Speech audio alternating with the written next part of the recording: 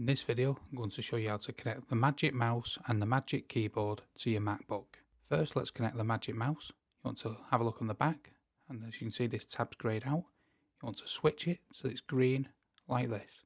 Once you've done that, you want to head up to the top left-hand corner and click the little Apple logo and come down to System Preferences. And from System Preferences, you want to click Bluetooth. And the Bluetooth is not turned on, you want to select Turn On, and the Magic Mouse should appear. It may have a long string like this. However, once you click Connect, it should change to Magic Mouse and indicate that it's connected like this. And now the Magic Mouse will then work. Now let's connect the keyboard. First, you want to check the back of the keyboard and look at the tab like this. And if it's greyed out, you want to switch it so it's green like this. Now your Mac should be able to pick it up. You want to set the keyboard aside, then come up to the top left hand corner and come down to System Preferences and then over to Bluetooth. On the Bluetooth page, your MacBook will then find the Magic Keyboard. You then want to click Connect, and this indication here will let you know the keyboard is connected.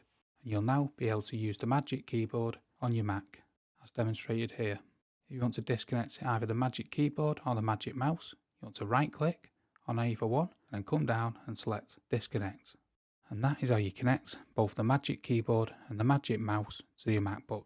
You'll want to connect a keyboard and mouse to the MacBook when you want to use your MacBook with an external display and keep the lid closed on your MacBook. And if you want to set up a MacBook with an external display and keep the lid closed, I've got a video here which you can check out. I hope that video was helpful, and if it was, please hit the like button below, and thank you for watching.